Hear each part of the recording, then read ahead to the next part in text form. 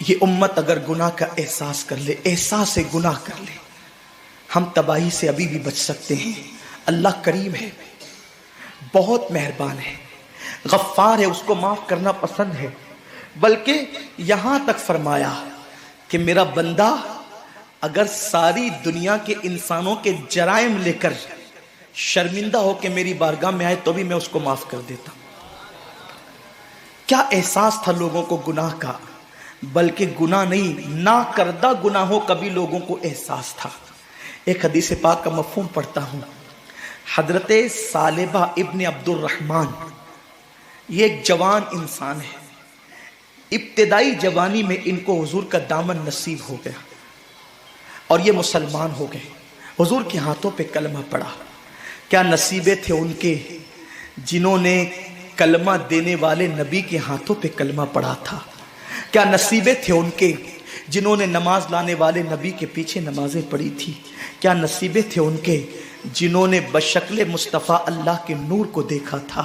کیا نصیبے تھے ان کے جن کی آنکھوں کو خدا بھی پیار سے دیکھتا تھا۔ کیا نصیبے تھے ان کے جن کا مٹھی بھر جو خیرات کرنا لوگوں کے احد پہاڑ سونا خیرات کرنے سے بھی زیادہ بہتر تھا۔ کیا نصیبے تھے ان کے جن کے گھوڑوں کی ٹاپوں سے لگنے والی دھول کی قسم قرآن نے یاد فرمائی ہے۔ کیا نصیبے تھے ان کے جس طرح جنت کا ہونا یقینی قرار دیا گیا ہے ان صحابہ کا جنتی ہونا یقینی قرار دیا گیا۔ کیا نصیبے تھے ان کے جن کی اقتدا کو نجات کا ذریعہ قرار دیا گیا۔ کیا نصیبے تھے ان کے جن کو دیکھنا جہنم سے نجات کا ذریعہ قرار دیا گیا۔ کیا نصیبے تھے ان کے جن کی صحبت اللہ اکبر رسول اللہ کی صحبت کی نیابت کا ذریعہ قرار دے دیا گیا۔ اللہ اللہ کیا نصیب والے تھے، لیکن حضور کی تربیت نے ان کو کس قدر عظیم معتبر اور محترم بنا دیا تھا۔ ثعلبہ ابن عبد الرحمن جوانی کی ابتدا میں مسلمان ہوئے، شوق یہ تھا زیادہ تر وقت میں نے اللہ کے نبی صلی اللہ علیہ وآلہ وسلم کی چوکھٹ پہ گزارنا ہے۔ کریم آقا سے بندہ پرور غریب پرور آقا سے عرض کی، آقا جوانی کی ابتدا ہے، میں یہ چاہتا ہوں کہ زیادہ تر وقت آپ کی صحبت پہ گزاروں۔ میرے نبی نے کسی کو نہ نہیں کہا۔ میرے کریم آقا نے فرمایا ثعلبہ تجھے اجازت ہے۔ اور پھر ثعلبہ جب حضور کی چوکھٹ پہ رات و دن رہنے لگے تو آقا نے ان کی ڈیوٹی مقرر کر دی۔ اگر کسی کو بلانا ہوتا سرکار ان کو بھیج کر کے بلاتے، کوئی سودا سلف لانا ہوتا حضور ان کو لانے کے لیے بھیج دیتے، کوئی اعلان کرنا ہوتا ان کو کبھی کبھی منادی بنا دیا جاتا۔ ثعلبہ ابن عبد الرحمن کو ایک مرتبہ میرے کریم آقا صلی اللہ علیہ وآلہ وسلم نے ایک صحابی کے گھر پہ بھیجا۔ حدیث پاک کا مفہوم ہے ابھی ابتدائی دن تھے، تربیت ابھی مکمل نہ ہوئی تھی، تربیت کے ایام جاری تھے، ابھی تربیت سے وہ گزر رہے تھے۔ اللہ اکبر، کسی کے گھر جاؤ تو آداب یہ ہیں کہ کسی کے دروازے پہ دستک دے کر سائیڈ میں کھڑے ہو جاؤ، تاکہ اگر وہ دروازہ کھولے تو اس کے گھر میں تمہاری نظر نہیں پڑنا چاہیے۔ میرے کریم آقا فرماتے ہیں اپنے گھروں کی چھت پر بلا عذر شرعی نہ چڑھا کرو، اس لیے کہ اگر تم اپنے گھر کی چھت پر چڑھو گے اور کسی کے گھر میں تمہاری نظر پڑ گئی تو اللہ اس نظر کے بارے میں بھی تم سے سوال کرے گا۔ خالی گھروں میں نظر ڈالنے پر بھی میرے نبی نے منع کیا ہے۔ جو لوگوں کی آبرو پہ نظر ڈالتے ان کا انجام کیا ہوگا۔ حالت روزہ میں جو انٹرنیٹ پر زنا کے مناظر دیکھتے ان کا انجام کیا ہوگا۔ جو روزے کی عظیم راتوں کے اندر کرکٹ محلے میں کھیلتے ہوئے وقت کو ضائع کر دیتے ان کا انجام کیا ہوگا۔ تو ثعلبہ ابن عبد الرحمن کو حضور علیہ السلام نے بھیجا بلانے کے لیے ایک صحابی کو۔ ابتدائی ایام تھے تربیت کے، وہ گئے اور انہوں نے دروازے کو دھکا دے دیا، دستک کی بجائے دھکا دے دیا۔ دھکا دیا تو دروازہ کھل گیا۔ دروازہ کھل گیا تو ایک عورت بیٹھ کر اس دروازے کے پیچھے غسل کر رہی تھی، اس پر ایک نظر پڑ گئی۔ اہل علم جانتے ہیں کہ کتنا ہی گندا منظر ہو، اگر بے ساختہ بے ارادہ اگر کسی پہ نظر پڑ جائے اور انسان فوراً نظر پھیر لے تو وہ گناہ نہیں۔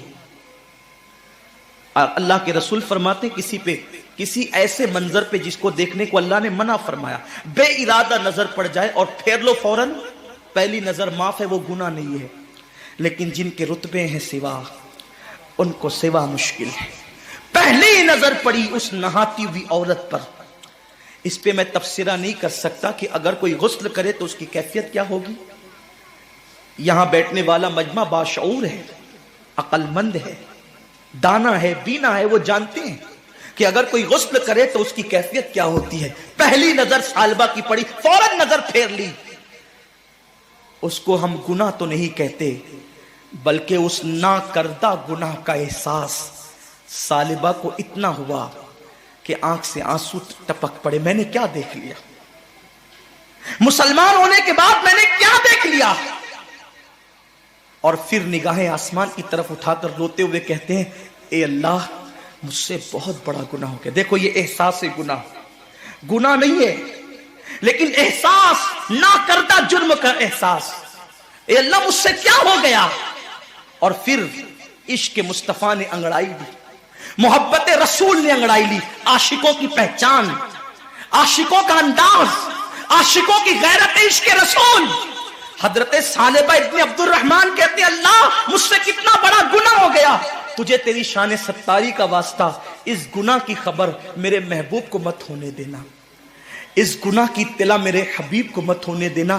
اگر ان کو پتا چل گیا تو ان کا دل ٹوٹ جائے گا، وہ غمگین ہو جائیں گے، مجھ سے ناراض ہو جائیں گے۔ بس اب ایک ہی بات کر رہے ہیں، اے اللہ میرے گناہ کی خبر، تو اس گناہ کا چاہے جتنا بڑا مجھے عذاب دے دے، تیری مرضی، لیکن اس گناہ کی خبر میرے محبوب کو مت ہونے دینا۔ اگر ان کو اس کی اطلاع ہو گئی تو ان کا دل ٹوٹے گا، میرے محبوب کا دل ٹوٹے گا۔ کاش نعتیں سن کر کے جھومنے والی قوم اس عاشق کے احساس کو اپنے دل میں پیدا کرتی، ایک ناکردہ جرم کا اتنا احساس کہ میرے محبوب کو خبر ہو گئی تو دل ٹوٹ جائے گا۔ یہاں تو رمضان شریف میں بھی داڑیاں مڈا کر گٹروں میں پھینک رہے ہیں، یہاں تو سود کے حرام کے لقموں سے افطار کر رہے ہیں، افطار پارٹیاں ہو رہی ہیں مسلمانوں کی۔ کس کو بلا رہے ہیں؟ جن کے پیٹ نہیں بلکہ ان کا حلق بھی بھرا ہوا ہے۔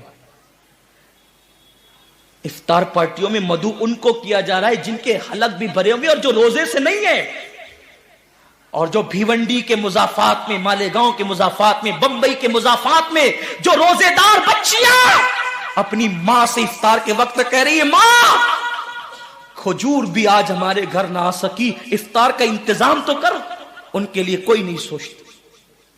یہ مسلمانوں کی افطار پارٹیاں، یہ مسلمانوں کا انداز ہے افطار کرانے کا۔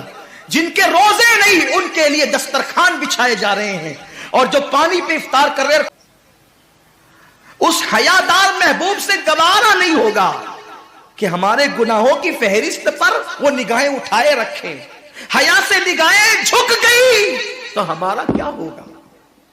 ثعلبہ کہتے ہیں مولا میرے گناہ پر چاہے جتنا بڑا مجھے عذاب دے دے، لیکن میرے محبوب کو خبر مت ہونے دینا، یہ کہہ رہے ہیں۔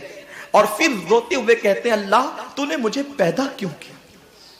کاش کہ تو نے مجھے پیدا نہ کیا ہوتا، نہ مجھ سے یہ گناہ ہوتا، نہ میرے محبوب کا دل ٹوٹتا۔ اب بے چین ہو گئے، بے قرار ہو گئے، نہ کردہ جرم نے بے قرار کر دیا۔ ثعلبہ حضور کے پاس وہ اطلاع لے کر بھی نہیں گئے، اپنے گھر بھی نہیں گئے۔ مدینہ منورہ کے کنارے پر ایک غار تھا، ثعلبہ اس غار میں چلے گئے، اور اس غار میں جا کر کے رات و دن رونا، اور ایک بات، کاش اللہ تو نے مجھے پیدا نہ کیا ہوتا اور مجھ سے یہ خطا نہ ہوتی اور میرے محبوب کا دل نہ ٹوٹتا۔ مولا میرے محبوب کو اس گناہ کی اطلاع مت ہونے دینا، ایک ہی بات کرتے، مجھے بخش دے، مجھے معاف کر دے، یا مجھے عذاب دے دے، لیکن میرے محبوب کو اس گناہ کی اطلاع نہ ہونے دے۔ 40 دن اسی حالت میں گزر گئے۔ وہ گناہ نہیں تھا، وہ خطا نہیں تھی، اس کو گناہ کہہ بھی نہیں سکتے، پہلی نظر پڑی اور پھیر لیا۔ سوچو ایک نہ کردہ جرم کا اتنا احساس، ہم اپنی آنکھوں کا کتنا غلط استعمال کرتے ہیں، ہم اپنی آنکھوں سے کیا کیا دیکھتے ہیں۔ کبھی احساس بھی کیا کہ رسول پاک کو کیا جواب دیں گے، اللہ کو کیا جواب دیں گے؟ آنکھوں کو کتنا گندا کیا، کتنا آوارہ کیا۔ 40 دن بیت گئے، آقا پوچھتے تھے صحابہ سے ثعلبہ کہاں ہے؟ ابن عبد الرحمن کہاں ہے؟ ابن عبد الرحمن کہاں ہے؟ صحابہ کہتے حضور وہ دکھتا ہی نہیں، پتہ نہیں کہاں چلا گیا۔ اس کے گھر والے بھی کوئی اطلاع نہیں دیتے وہ کہاں چلا گیا۔ ایک دن 40 دن کے بعد جبریل علیہ السلام آئے اور عرض کیا آقا اللہ آپ کو سلام فرماتا ہے اور ارشاد فرماتا ہے کہ آپ کا ایک غلام ہے جو ناکردہ جرم پر بہت شرمندہ ہے، اور 40 دن سے ایک غار میں وہ رو رہا ہے۔ آقا نے حضرت فاروق اعظم اور حضرت سلمان فارسی کو کہا کہ جاؤ اور جا کر کے ثعلبہ ابن عبد الرحمن کو بلا کر کے لاؤ۔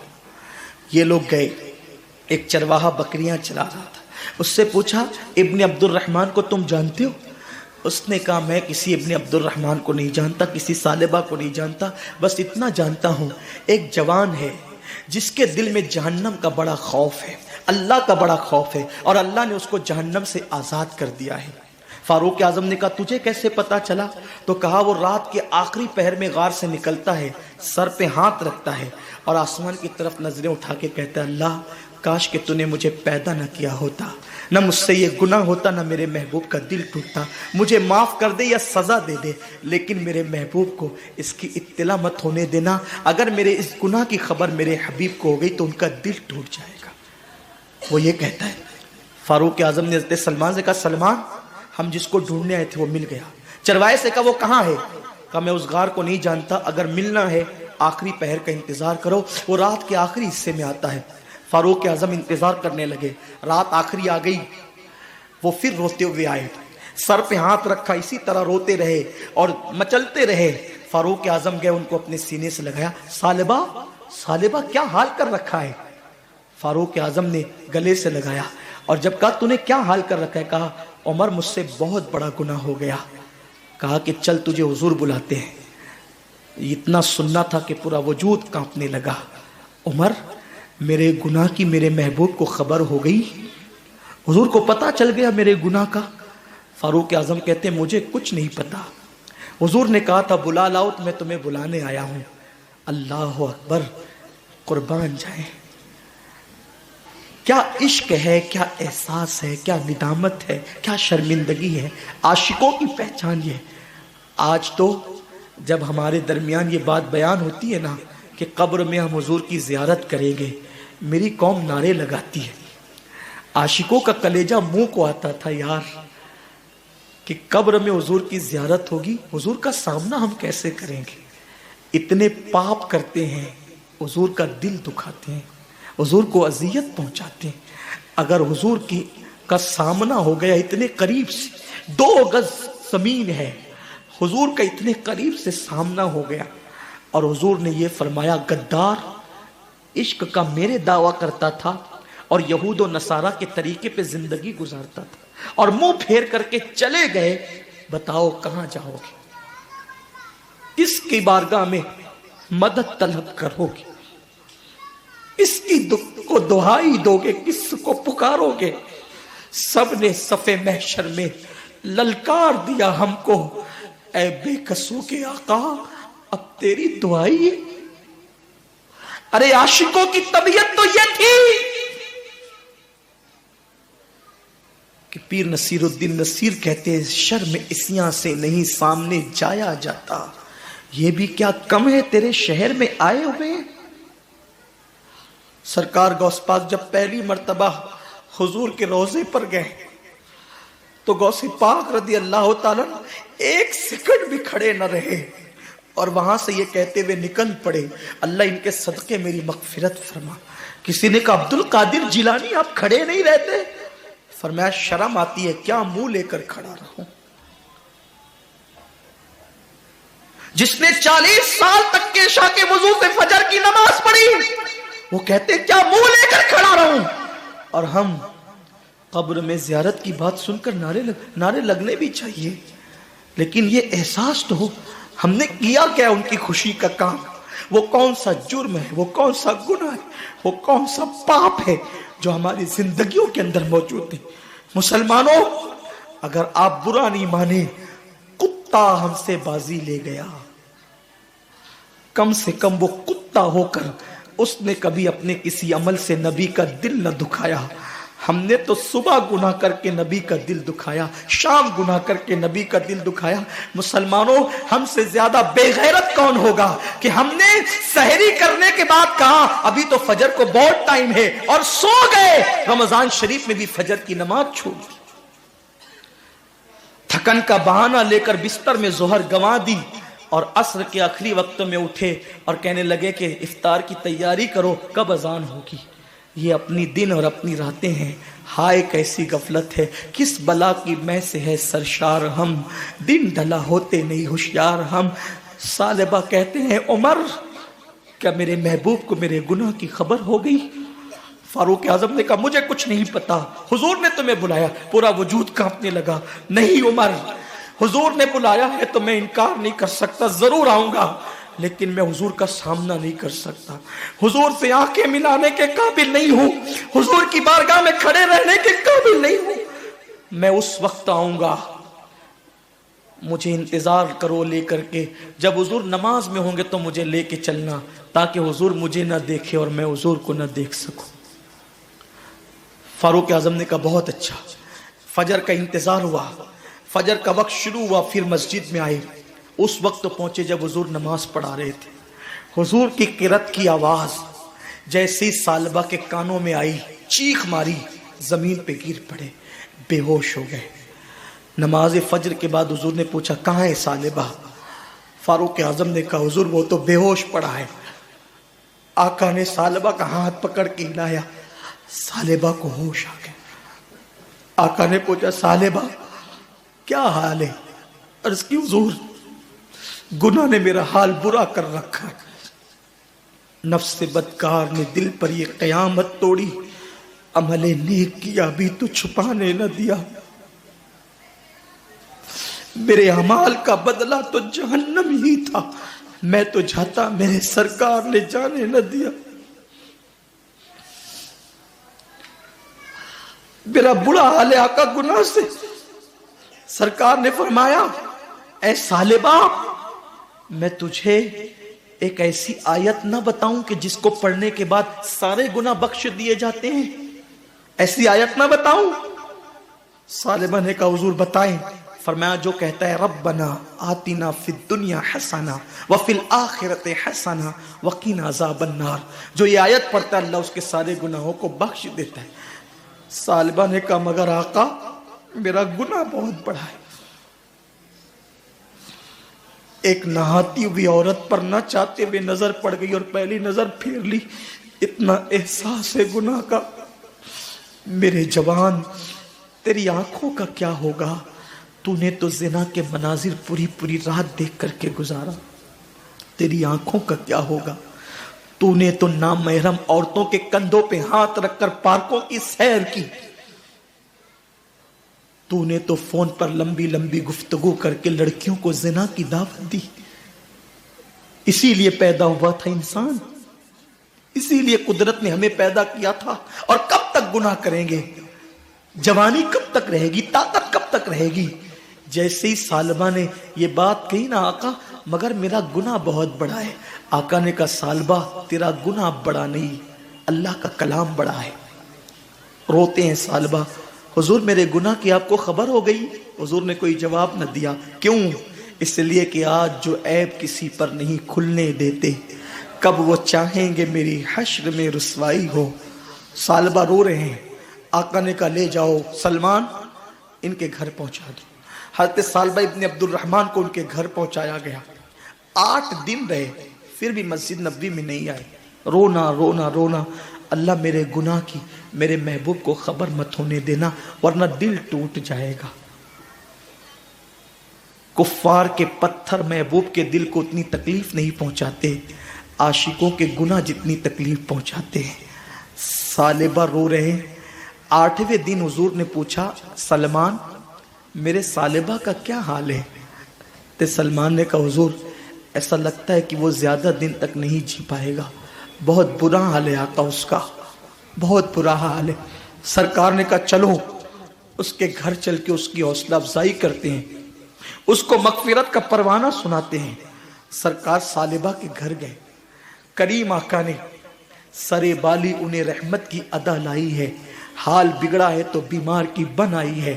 حضور جا کر ان کے بستر پہ بیٹھ گئے، ثعلبہ رو رہے تھے، حضور نے ان کا سر اٹھایا اور سر اٹھا کر کے اپنے زانوں پہ رکھا اور ان کے سر پہ ہاتھ پھیرنے لگے۔ کیا مقدر کا سکندر تھا جس کو زانوے رسول ملا، حضور کے ہاتھ ارے ہمیں تو حضور کے نالین کے ذرے مل جائیں تو اپنے مقدر کی معراج ہو جائے، بلکہ نالین سر پہ رکھنے کو ملے تو ہم فخر سے کہیں جو سر پہ رکھنے کو مل جائے، نالے پاکے حضور تو پھر کہیں گے کہ ہاں تاجدار ہم بھی ہے۔ لیکن عشق کتنا غیرت مند ہوتا ہے، عاشق کتنا غیرت مند ہوتا ہے۔ جب حضور نے ثعلبہ کے سر پہ ہاتھ پھیرنا شروع کیا، اپنی گود میں سر رکھ کر، تو ثعلبہ نے گردن کھینچ کر گودی سے اپنے سر کو زمین پہ گرا لیا۔ یہ منظر صحابہ بھی دیکھ رہے تھے، حضور نے بھی اس منظر کو ملاحظہ کیا، اور کریم آقا نے کرم کرتے ہوئے فرمایا ثعلبہ تو نے میری گود سے اپنا سر کیوں کھینچ لیا؟ تو ثعلبہ کہتے ہیں آقا اس سر کی آنکھوں نے اتنے پاپ کر لیے ہیں کہ اب یہ گناہ آلود سر آپ کی گود میں رہنے کے قابل نہیں، آپ کی گود میں رہنے کے قابل یہ سر نہیں ہے آقا، اتنے پاپ اس سر نے کیے ہیں۔ حضور نے کرم فرمایا، پھر سر اٹھا کر اپنی گود میں رکھا، پھر سر گرا لیا، تیسری مرتبہ سر حضور نے اٹھایا، جبریل آ کے اللہ آپ کو سلام کہتا ہے، اور اللہ کو ثعلبہ کی یہ ادا اور اس کی ندامت اور ناکردہ جرم کا احساس اتنا پسند آ گیا ہے کہ اللہ فرماتا ہے اگر یہ سارے انسانوں کے برابر پاپ لے کر آئے پھر بھی اس نے اتنی شرمندگی اور احساس اور ندامت کا اظہار کیا ہے کہ اگر سارے انسانوں کے جرائم بھی یہ لے کر آئے گا تو بھی اللہ اس کو بخش دے گا۔ اس کے احساس کو دیکھ کر، اس کی ندامت کو دیکھ کر، اس کی شرمندگی کو دیکھ کر حبیب ثعلبہ کو خوشخبری دے دیجئے۔ حضور نے صحابہ کو بتایا، صحابہ مچل گئے، اب بھی ثعلبہ اٹھیں گے، طاقتور ہو جائیں گے، قوت والے ہو جائیں گے، پھر حضور کی خدمت میں آئیں گے، پھر محفلوں کی زینت بنیں گے، پھر وہی دوڑ بھاگ ہوگی، پھر وہی نبی کی خدمت ہوگی۔ حضور نے کہا ثعلبہ دیکھ تیرے لیے کیا پیغام بھیجا میرے اللہ نے، میرے اللہ نے تیرے لیے دیکھ کیا پیغام بھیجا ہے۔ ثعلبہ نے کہا کیا پیغام بھیجا ہے؟ کہ اللہ فرماتا ہے کہ ثعلبہ نے اتنا ندامت کا اظہار کیا اور اتنے ناکردہ جرم کا احساس کا اظہار کیا کہ اگر یہ سارے انسانوں کے برابر پاپ لے کر آئے تو بھی اللہ اس کو بخش دے گا۔ ثعلبہ نے یہ سنا، کھڑے ہونے کی بجائے ایک چیخ ماری، میں نے کیا کیا؟ پاپ، اور اس نے کیا کیا؟ کرم۔ اس احساس میں پھر چیخ ماری اور زمین پہ ٹھنڈے ہو گئے۔ اب ہاتھ ہلایا گیا، ثعلبہ اٹھتے نہیں۔ سرکار سے عرض کی حضور ثعلبہ کی تو روح نکل گئی۔ آقا فرماتے ٹھیک ہے، اس کو غسل دو، کفن پہناؤ، اس کے جنازے میں خود آؤں گا۔ کیا مقدر ہے ان کے یاروں کے، جنازے پہ ان کا نام لے لیا جائے تو میت کی مغفرت ہو جاتی ہے۔ جس کے جنازے میں جانے عبادت خود آتا ہو، جس کے جنازے میں جانے ایمان خود آتا ہو، اس جنازے کی شان کیا ہوگی۔ لیکن گناہ کا احساس انسان کو کتنا بلند کر دیتا ہے۔ جب حضور ثعلبہ کے جنازے میں آئے، راوی بیان کرتے ہیں اللہ کے رسول وہ جنازے میں چلتے تھے تو یوں انگلیاں رکھ کر ایسے، پورا پنجہ نہیں رکھا حضور نے زمین پہ۔ اے گناہ کرنے والوں آؤ، ہم سب گنہگار ہیں، احساس گناہ اپنے اندر پیدا کر لو، کتنے مکرم، کتنے مقرب اور کتنے محترم ہو جاؤ گے۔ اللہ کے حبیب نے اس جنازے میں شرکت کی لیکن زمین پہ پیر نہیں رکھا، تلوے نہیں رکھے۔ میرے آقا صلی اللہ علیہ وسلم نے انگلیاں رکھی اور انگلیاں رکھ کر حضور احتیاط سے چلتے تھے۔ کسی دیکھنے والے نے عرض کی میرے ماں باپ آپ پہ قربان، حضور پہلی مرتبہ اس احتیاط سے انگلیاں رکھ کر چلتے دیکھ رہے ہیں۔ آقا فرماتے ہیں ثعلبہ نے نہ کردہ جرم پر اتنا احساس اور ندامت کی ہے کہ اس کے استقبال کے لیے اللہ نے آسمان کے فرشتوں کو زمین پہ بھیج دیا ہے، اور اتنی بڑی تعداد میں فرشتے زمین پر آئے ہیں کہ مدینے کی زمین پر پیر رکھنے کے لیے جگہ نہیں ہے۔ جو نہیں دیکھتے وہ تو قدم رکھ رہے ہیں، لیکن میں تو دیکھ رہا ہوں، میں قدم کیسے رکھوں؟ کتنا مکرم ہوتا ہے احساس والا۔ آؤ رمضان شریف کی آمد سے پہلے احساس کر لو، گناہ کی کھیتی، گناہ کے کانٹے جو دل میں اگ آئے ہیں، رو دھو کر اس کو صاف کر لو۔ ام المومنین عائشہ صدیقہ نے فرمایا میں نے نبی پاک سے سنا ان لوگوں کو بے حساب جنت میں داخل کیا جائے گا جو اپنے گناہوں پہ شرمندہ اور نادم ہو کر تنہائیوں میں روتے ہیں۔ اللہ مجھے آپ سب کو توفیق دے، ماہ رمضان شریف کا صحیح معنی میں استقبال کرنے کی توفیق عطا فرمائے۔ گفتگو کے درمیان اگر کوئی غلطی ہو گئی ہو اللہ مجھے معاف فرما دے۔ گزارش ہے اعتکاف کریں، جو اعتکاف کرتا ہے اسے 2 حج اور 2 عمرے کا ثواب ملتا ہے، اور ہو سکے تو سنی دعوت اسلامی کے اجتماعی اعتکاف میں شرکت کریں تاکہ دین بھی سیکھ سکیں، اور رمضان شریف کا ایک ایک سیکنڈ ضائع مت ہونے دینا۔ تلاوت کرنا، زیادہ جگنا، درود پڑھنا، استغفار کرنا، کلمہ طیبہ پڑھنا، جہنم سے پناہ مانگنا، جنت کا سوال کرنا۔ اللہ مجھے آپ سب کو وہ رمضان شریف عطا کرے جس میں عبادت کی قوت اور طاقت بھی ہو، خشوع و خضوع بھی ہو، نماز کی توفیق بھی ہو، واقعی روزہ رکھنے کا شعور بھی ہو۔ ایسا رمضان اللہ عطا کرے کہ یہی ماہ رمضان ہمارے لیے نجات کا ذریعہ بن جائے۔ وما علینا الا البلاغ۔